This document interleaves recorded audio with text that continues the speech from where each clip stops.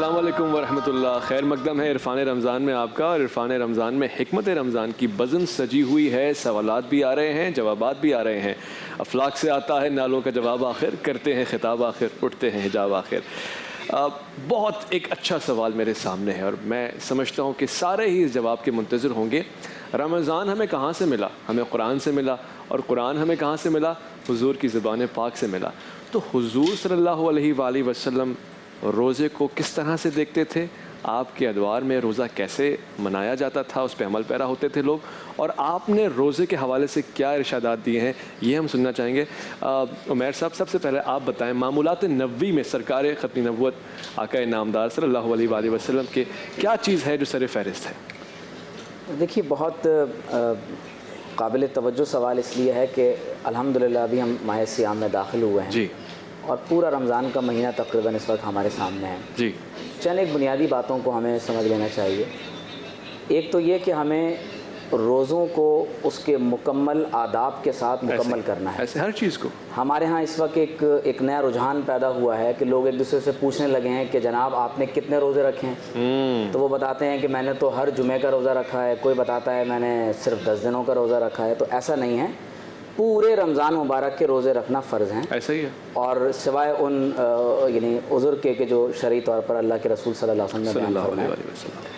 دوسری ایک بنیادی بات سمجھ لیجئے کہ حدیث شریف میں آتا ہے کہ آپ صلی اللہ تعالیٰ علیہ وسلم رمضان مبارک کے مہینے میں اس طرح سے سخاوت فرمایا کرتے تھے جس طرح سے تیز ہوا چلتی. اور حضور علیہ الصلوۃ والسلام کا یہ معمول رہا کہ ویسے تو سب سے زیادہ یعنی اجود, سب سے زیادہ جود و سخا کرنے والے ہیں, لیکن اس کے باوجود جب رمضان کا مہینہ آتا ہے تو سب سے زیادہ آپ صلی اللہ علیہ وسلم سخاوت کیا کرتے تھے. تو کوشش کیجئے کہ قرآن مجید کی تلاوت کے ساتھ, اور کم از کم ایک مرتبہ قرآن مجید کی تلاوت کو مکمل کیا جائے. پھر ایک تیسری بنیادی بات یہ ہے کہ اس مہینے میں جو رات کا قیام ہے اسے اللہ کے رسول صلی اللہ علیہ وسلم نے ایک نفلی عبادت کے طور پر بیان فرمایا. ایسا ہی ہے.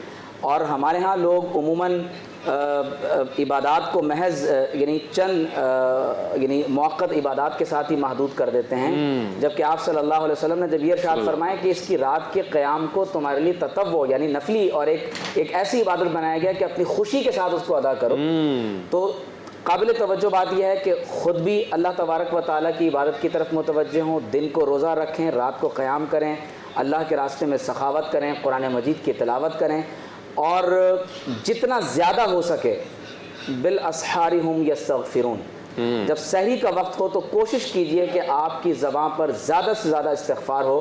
اور میں یہاں بالخصوص نوجوانوں کے لیے یہ گزارش پیش کروں گا کہ کوشش کیجئے کہ رمضان کے مہینے میں اگر آپ نے قرآن مجید ترجمے کے ساتھ نہیں پڑھا تو کم از کم ترجمے کے ساتھ ایک مرتبہ قرآن مجید کی تلاوت کر لیں. بالکل ایسا, یا آپ نے یہ روٹین بنا لیں کہ روزانہ آپ صلی اللہ علیہ وسلم کی سیرت النبی صلی اللہ علیہ وسلم سے کچھ نہ کچھ تلاوت کریں گے, اس کو پڑھنے کی کوشش کریں گے, اور ایک مرتبہ آپ صلی اللہ علیہ وسلم کی پوری سیرت طیبہ کو پڑھنے کی کوشش کیجئے تاکہ بقیہ زندگی میں بھی ہمارے اس کے اثرات جو ہے. اور یہ سیرت طیبہ ہے جو آپ بیان فرما رہے ہیں, اور قاری صاحب سے بھی یہی سوال میں پوچھوں گا, سحر اور افطار حضور پاک صلی اللہ علیہ وسلم کے کیسے گزرتے تھے؟ جزاکم اللہ. رسول اکرم صلی اللہ علیہ وسلم نے ایک بات خاص سحری کے حوالے سے کی کہ یہودیوں میں اور مسلمانوں میں فرق ہی سحر کا ہے. اچھا, وہ لوگ سحری نہیں کرتے تھے. اچھا, نبی کریم صلی اللہ علیہ وسلم نے مسلمانوں کو سحری کا حکم دیا اور مسلمانوں میں سحری کا رواج ڈالا. گویا اگر ہم جیسے ہمارے ہاں یہ بھی رواج ہے رات کو دیر سے سونا اور 1 بجے 2 بجے کھانا کھا کے سو جانا, اور لوگ اسی کو سحری سمجھتے ہیں. کھانا کھا کے سو گئے, الارم لگا لیتے ہیں, اپنی مسحری بیڈ کے پاس پانی کی ایک بوتل رکھ لیتے ہیں, الارم لگا بجا اور پتہ چلا کہ یہ اذانیں ہو رہی ہیں, فٹافٹ اٹھے اور پانی کی بوتل منہ میں ڈالی اور جناب روزہ ہو. ایسا ہے. یہ طریقہ کار درست نہیں ہے. جیسا کہ حضرت نے بھی فرمایا کہ بندہ پہلے سے اٹھا ہوا ہو اور استغفار, نوافل, عبادات یہ چیزیں کرتا ہو.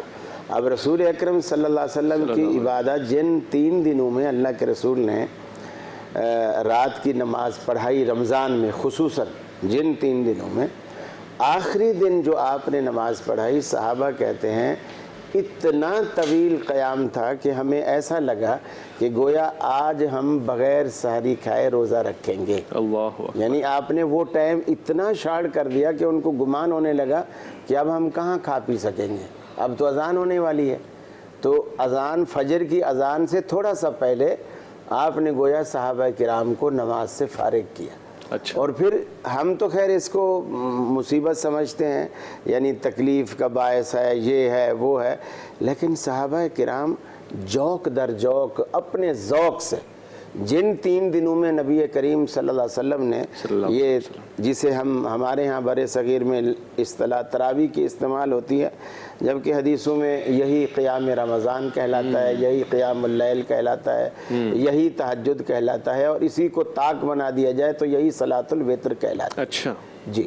تو رسول اکرم صلی اللہ علیہ وسلم نے پہلے دن جو 23ویں شب, صحابہ بیان کرتے ہیں کہ اللہ کے حبیب صلی اللہ علیہ وسلم کہ جب روزے کے 7 دن باقی تھے, یعنی رمضان کے اختتام ہونے کے 7 دن باقی تھے, گویا 23 تاریخ کو آپ نے تراویح پڑھائی اور 1 پہر رات تک. اچھا.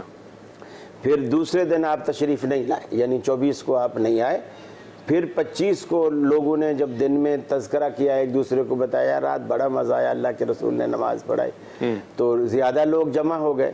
تو 25 کو آپ نے پڑھائی تو اس کو آپ آدھی رات تک لے گئے. اچھا. پھر 26 کو آپ تشریف نہیں لائے, لیکن لوگ جمع ہوتے تھے, آپ تشریف نہیں لائے. پھر 27 کو رسول اکرم صلی اللہ علیہ وسلم جب تشریف لائے تو وہ آپ نے اتنا طویل قیام کیا کہ وہ سحری کا وقت ختم ہونے والا ہو گیا تھا. تو اللہ کے رسول صلی اللہ علیہ وسلم نے اب آپ دیکھیے کہ نبی کریم صلی اللہ علیہ وسلم ہمیشہ تہجد اپنے اوپر لازم سمجھتے تھے, اگرچہ اللہ کی طرف سے فتحجد بھی نافلۃ لک, لیکن آپ نے خود کے اوپر خود ہی لازم کر رکھی تھی. آپ سفر میں بھی اس نماز کو ترک یہاں تک کہ کہنا پڑا کہ تھوڑا کم کیا کرو, کم کیجیے. تو اللہ کے رسول سفر میں بھی اس کو ترک نہیں کرتے تھے, اس کو لازمی ادا کرتے تھے. ہمارے لیے چھوٹ ہے, ہماری کمزوریاں اور ہمارے اس کو دیکھ کر کہ بھی یہ لوگ نبھا نہیں پائیں گے. اور ویسے اللہ کے حبیب نے جماعت بھی اسی ارادے سے ترک کی تھی کہ اللہ کو تمہارا یہ جماعت کے ساتھ مل کر نماز پڑھنا بہت پسند ہے, اور مجھے یہ ڈر ہے کہ کہیں یہ نماز تم پر فرض نہ ہو جائے اور تم پھر اسے نبھا نہ سکو. اچھا. تو وہ بھی آپ نے ہمارا احساس کرتے ہوئے, اگرچہ آپ کو بھی پسند تھی, اللہ کو بھی پسند تھی, آپ نے ہمارا احساس کرتے ہوئے یہ فرمایا کہ مجھے تمہارا یہ ڈر ہے کہ تم اس کو نبھا نہ سکو, تو لہٰذا تم الگ الگ اس کو پڑھا کرو. علامہ صاحب مشکل کیا ہے ویسے, اگر نفل نماز ہے اور باجماعت ہو جائے, اس میں مشکل کیا ہے, اشکال کیا ہے آپ کے نقطہ نظر سے؟ اس کے اندر میں آپ سے گزارش کروں کہ ظاہر ہے کہ اس کو طول دینا خواہ خواہ کچھ ایسی باتیں ہوں گی کہ جو نامناسب ہو جائیں گی. لہٰذا بہرحال میں اس کو فقہی اختلاف کی حد تک ہی رکھوں گا, اور یہ واضح کرنا چاہوں گا کہ بہرحال جو مستحب نمازیں ہیں ان کے بارے میں ان پرنسپل ہمارا اسٹینڈ یہی ہے کہ جو اہل بیت کے ذریعے سے پیغمبر اکرم کی سنت ہم تک پہنچی ہے, اس کے اندر یہی بیان کیا گیا کہ جتنے نوافل انسان پڑھنا چاہے پڑھے. تاکید تہجد کی ہے, 11 رکعت کی ہے. اس کے علاوہ بھی ماہ مبارک رمضان کے اندر جو ہماری بڑی کتابیں ہیں ان کے اندر بھی نوافل کثرت کے ساتھ آئیں. اچھا. اور اس کے ذریعے سے ہی سمجھایا گیا ہے کہ ان نوافل کے اندر قرآن مجید کو مکمل تلاوت کیا جائے. کیا کہنا, مفاتیح الجنان کے اندر, ایون فقہ کی کتاب ہے شرح العلوم, اس کے اندر شہید ثانی نے بھی اس بحث کو بہت عمدگی کے ساتھ بیان کیا ہے. مگر وہ جو ٹیکنیکل ڈفرینس ہے, it stands at its place, کہ وہاں پر یہی بات ہے کہ جو مستحب نمازیں ہیں اس کے اندر عمومی طور پر جو پرنسپل اسٹینڈ ہے وہ یہی ہے کہ وہ جماعت کے ساتھ نہیں پڑھی جائے گی. لیکن بہرحال ٹھیک ہے, ہمارے برادران ہیں, ان کا اپنا ایک موقع ہے. ہرگز یہ مقصد تو نہیں ہے کہ جب نماز کا ٹائم ہے جی ہم نہیں پڑھ رہے تراویح, لیٹس سپوز, تو ہم عبادات سے دور رہیں, بلکہ وہاں زیادہ آپ کے پاس تاکید. گزارش کروں, واجب تو کوئی بھی نہیں کہہ رہا اس کو, لیکن یہ کہ بہرحال جو قیام اللیل کے عنوان سے نماز شب آلریڈی ان پلیس ہے, وہ تو اپنی جگہ پڑھنی ہے تاکید کے ساتھ. واجب وہ نہیں ہے, وہ پیغمبر اکرم صلی اللہ علیہ وسلم کے لیے ایک اضافی عمل اس عنوان سے تھا کہ 5 کی جگہ 6 نمازیں پیغمبر اکرم پڑھا کرتے تھے, وہ تو بہرحال, لیکن امت کے لیے اس کو واجب تو نہیں کیا گیا, تاکید بہت زیادہ کی گئی, اور بے شک وہ تاکید ہے اور اس پر عمل بھی ہونا چاہیے. پھر اس کے بعد اگلی بات یہ ہے, اگر آپ اسی میں مجھے اجازت دیں تو کنٹینیویشن کے اندر میں عرض کرنا چاہوں گا کہ اگر آپ اس کو مزید دیکھیں تو پیغمبر اکرم صلی اللہ علیہ وآلہ وسلم ماہ مبارک رمضان کے اندر اعتکاف کا بھی بہت زیادہ اہتمام کیا کرتے تھے، خاص طور پر آخری عشرے کے اندر۔ یہ کچھ عبادتیں ایسی ہیں کہ جو آخری عشرے میں ہمیں بڑی نمایاں ہو کر دکھائی دیتی ہیں، جیسے اعتکاف ہے، شب قدر کا جو معاملہ ہے اس کے لیے بھی احتمالات زیادہ تر جو ہیں وہ آخری راتوں کے اور طاق راتوں کے ہیں، تو اس حوالے سے بھی ہم دیکھتے ہیں کہ اہتمام بہت زیادہ کیا گیا ہے۔ اچھا، اب اس کے اندر اگر آپ غور کریں تو آن اے لائٹر نوٹ میں یہ کہوں گا کہ آپ ایک اکنامکس کے اندر ایک رول پڑھتے ہیں، law of diminishing marginal utility, تو ہونا تو یہ چاہیے تھا، جیسے کہتے ہیں نا کہ پہلی پلیٹ جو انسان کھاتا ہے تو اس کے اندر مزہ زیادہ آتا ہے، دوسری پلیٹ کے اندر کچھ کم ہو جاتا ہے، پھر سیچوریشن کی طرف چلا جاتا ہے کہ بس پیٹ بھر گیا، اب دل نہیں چاہ رہا۔ تو یہ ہونا چاہیے تھا کہ پہلی رمضان ہی کو اعتکاف رکھ دیا جاتا، ویسے تو کیا جا سکتا ہے لیکن تاکید کر دی جاتی، لیکن یہ آخر کے لیے رکھا گیا، اس لیے کہ یہاں پر جو معاملہ ہے نا وہ دوا والا ہے، کہ اگر آپ دیکھیں دوا جس طریقے سے مریض کی صحت کے لیے آہستہ آہستہ اپنا اثر دکھاتی ہے، تو پہلا ڈوز جو ہے وہ اتنا افیکٹو نہیں ہوگا، دوسرا ڈوز جو ہے نسبتاً زیادہ افیکٹو ہوگا۔ تو توقع یہ ہے کہ ایک بندہ مسلم مومن جب وہ ماہ مبارک رمضان میں داخل ہوا تھا تو اس موقع پر وہ مریض تھا اور اب اسے تقویٰ کا ڈوز ملنا شروع ہو گیا، تو آہستہ آہستہ وہ اس پوزیشن میں آ جاتا ہے کہ شب قدر کے لیے اہتمام کر سکے، اور اسی طرح سے اعتکاف کے لیے پیغمبر اکرم صلی اللہ علیہ وآلہ وسلم نے بعض ماہ رمضان ایسے آئے ہیں کہ جن کے اندر جنگیں ہوئی ہیں، جیسے خود جنگ بدر وہ اسی ماہ مبارک رمضان کے اندر ہی ہوئی تھی، تو پیغمبر اکرم صلی اللہ علیہ وآلہ وسلم نے اس میں بھی یعنی عبادتوں کا اہتمام کیا تھا، اور کسی ایک سفر کی وجہ سے جب پیغمبر اکرم اعتکاف نہیں کر پائے تھے تو اس کے بعد پھر اگلے سال قضاءً ان ایام کا بھی تدارک کیا تھا کہ جو پچھلے سال ماہ رمضان کے اندر اعتکاف میں نہیں۔ جی، آپ ہی کی بات سے عرض کروں گا، یہ تو وہ چیزیں تھیں جو رسول کیا کرتے ہیں اور ہمیں بھی حکم ملا ہے، کیا اس پہلو سے بھی دیکھ سکتے ہیں کہ وہ کیا چیزیں جن کا آپ نے منع فرمایا ہے کہ آپ کو ان سے دور رہنا ہے اور غلطی سے کہیں ہمارے معاشرے میں وہ چیزیں نہ آ گئی ہوں، کیا چیزیں ہیں وہ؟ دیکھیے، ایک حدیث شریف جس کا بالکل ابتدا میں ذکر کیا گیا کہ آپ صلی اللہ علیہ وسلم نے ارشاد فرمایا کہ حالت روزہ میں بھی اگر کوئی شخص غیبت، چغلی، بہتان اور اس طرح کے اعمال کو ترک نہ کرے تو فرمایا کہ سوائے بھوک اور پیاس کے اسے کچھ اور نصیب نہیں ہوتا۔ اگر آپ قرآن مجید میں سورۃ البقرہ کا وہ حصہ جو خاص طور پر رمضان اور روزے کے حوالے سے بیان کیا گیا اگر اس کی تلاوت کیجئے تو اس میں لکھا ہوا ہے کہ وَإِذَا سَأَلَكَ عِبَادِي عَنِّي فَإِنِّي قَرِيب، کہ جب میرے بندے آپ سے میرے بارے میں سوال کریں تو آپ فرما دیجئے کہ میں ان کے قریب ہوں۔ بے شک، اجیب دعوت الداعی اذا دعانی، جب دعا کرنے والا مجھ سے دعا کرتا ہے تو فرمایا میں اس کی دعا کا جواب دیتا ہوں۔ لہٰذا ہمیں اللہ تبارک و تعالیٰ پر ایمان لانا ہے، اس کے احکامات پر ہمیں عمل پیرا ہونا ہے۔ تو یہاں پر یعنی قابل توجہ بات یہ ہے کہ حالت روزہ میں اگر ہم امساک نہ کر سکیں، کیونکہ صیام کا مطلب ہی اپنے آپ کو روکنا ہے، جی، روزہ صرف انسان کے یعنی ظاہری جو اس کا وجود ہے اس کا نہیں ہوتا، یعنی انسان کے جتنے حواس ہیں وہ بھی اس میں شامل ہوتے ہیں، انسان کا قلب و ذہن اس میں شامل ہوتا ہے، اور یقینی طور پر انسان جب اپنے پورے وجود کے ساتھ، اپنے ظاہری اور روحانی وجود کے ساتھ حالت روزہ کے اندر شامل ہوتا ہے تو یقیناً اس کے اثرات بہتر انداز سے اس پر نمودار ہوتے ہیں۔ تو لہٰذا ہمیں اپنی نگاہوں کی حفاظت کرنی ہے، ہمیں اپنی زبان کی حفاظت کرنی ہے، ہمیں اپنے کانوں کی سماعت کی حفاظت کرنی ہے، قلب و ذہن میں گزرنے والے خیالات، خطرات و وساوس کی ہمیں حفاظت کرنی ہے، تاکہ ایسا نہ ہو کہ ہم روزے کی نورانیت سے محروم ہو جائیں۔ سبحان اللہ۔ کیونکہ روزے کا یعنی مقصد محض انسان کو بھوک اور پیاس کو برداشت کرنا نہیں، جسے فرمایا گیا کہ ہوا شہر الصبر، کہ یہ صبر کا مہینہ ہے، فرمایا گیا کہ یہ غمخواری کا مہینہ ہے، اس مہینے میں اپنے ماتحت لوگوں پر تخفیف کرنی چاہیے۔ تو بالکل آپ اس کی الٹ بھی اپنے سامنے رکھیے کہ اب ہمیں صبر کے دامن کو چھوڑنا نہیں، ہمیں ایک دوسرے کے لیے ایسے جذبات کے ساتھ آگے نہیں بڑھنا کہ ایک دوسرے کو اپنی زبان سے، اپنے ہاتھوں سے نقصان پہنچانے کا ارادہ ہو۔ اور پھر اس سے آگے بڑھ کر آپ دیکھیے کہ وہ تمام لوگ جو اس وقت یہ گفتگو سماعت فرما رہے ہیں کہ آپ کے ماتحت جتنے لوگ ہیں، چاہے وہ کسی باس کے تحت کچھ لوگ کام کر رہے ہوں، آپ کسی کمپنی کے سی او ہیں، لوگ آپ کے ماتحت ہیں جو وہاں پر آن جاب ہیں، تو کوشش کیجئے کہ رمضان شریف میں ان لوگوں پر تخفیف کیجئے اور ان کے معاملات اور معاملات میں آپ ہلکا ہاتھ رکھیں، تو یقیناً اللہ تبارک و تعالیٰ قیامت کے دن آپ پر بھی رحم فرمائے گا۔ تو بالخصوص یعنی رمضان شریف کے مہینوں میں حرام سے تو ہمیں بچنا ہی بچنا ہے، لیکن صرف یہ بات پیش نظر نہ رہے کہ ہم اپنے آپ کو بھوک اور پیاس سے بچاتے رہیں، بلکہ اپنے قلب و ذہن اور تمام حواس کا بھی ہمیں روزہ رکھنے کی ضرورت ہے۔ بہت خوب، بہت اچھی بات آپ نے کی ہے۔ قاری صاحب، ایک سوال میرے دل میں ہے اور ہو سکتا ہے اس بزم کا آج کا آخری سوال ہو۔ سفر میں جو انسان ہے اس پہ تو روزہ ایکسکیوز کر دیا گیا ہے. اب روزے کا تعلق یہ رمضان سے ہے, تو کیا رمضان کی دیگر برکات سے بھی وہ محروم رہ جائے گا اگر وہ سفر میں ہے اور وہ روزہ نہیں رکھ پا رہا؟ جب کوئی رعایت شریعت دیتی ہے تو پھر وہ فیوز و برکات سے محروم نہیں ہوگا. ہاں سبحان اللہ سبحان اللہ. کیونکہ وہ تو اللہ کی رضا پہ راضی ہے نا. یہ وہ والی بات ہے کہ پے رول پہ تمہیں سیلری ملے گی, جاؤ چھٹی ہے.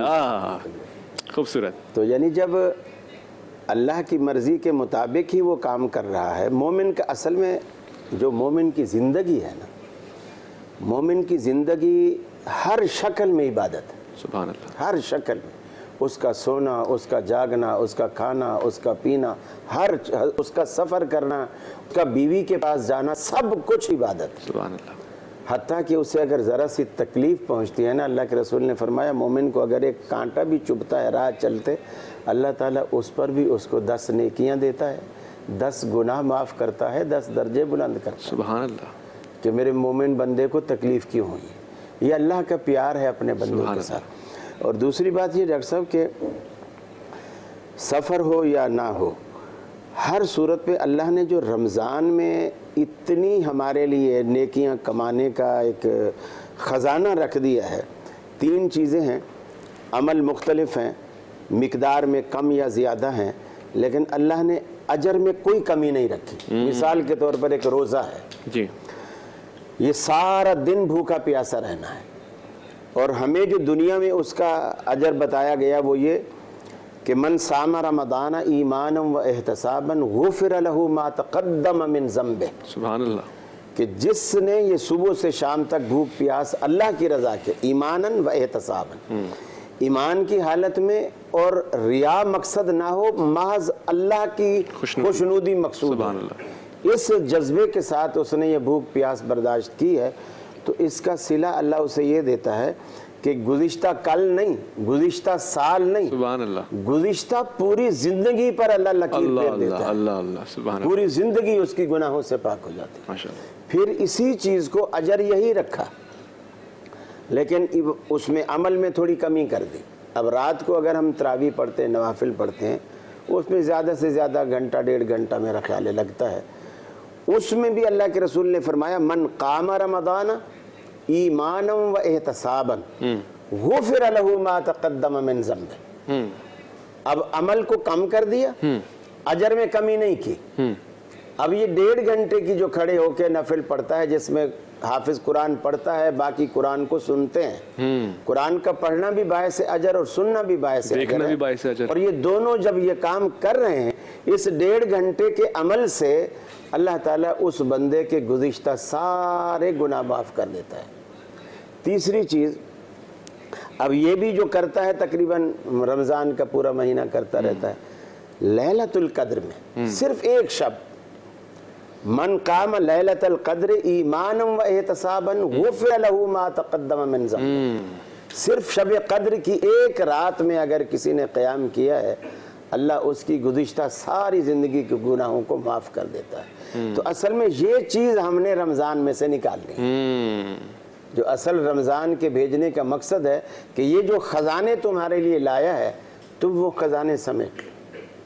صحیح کہہ رہے ہیں آپ. اب یہ گر ہمیں آنا چاہیے کہ وہ خزانے ہم کیسے سمیٹیں, جھولی پھیلائیں اور پھر آمادگی بنائیں اور رستہ بنائیں اپنے لیے. بہت خوب بات آپ نے کی علامہ صاحب. میں تو ابھی تک آپ کی اس بات سے باہر ہی نہیں آ پا رہا ہوں کہ وہ دوا اور غذا والی بات, کہ جی وہ کھانا لذیذ ہوتا ہے, پہلی پلیٹ میں تو مزہ آتا ہے, دوسری میں پھر نہیں آتا. رمضان کا مزہ, ذوق, ذائقہ, لذت بڑھتی جا رہی ہے.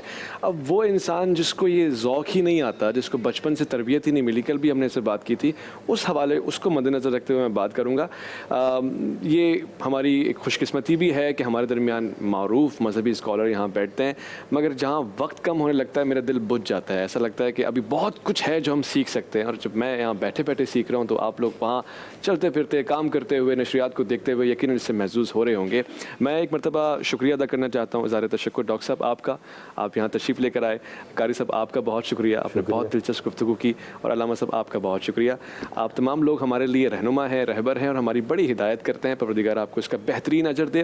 حکمت رمضان کا یہ سیگمنٹ یہاں پہ تمام ہوتا ہے، مگر عرفان رمضان ابھی جاری ہے. جب واپس لوٹ کر آئیں گے وقفے کے بعد تو آپ کو ایک بڑی خاص چیز دکھائیں گے. اپنا بہت خیال رکھیے گا. عرفان رمضان آپ کا منتظر.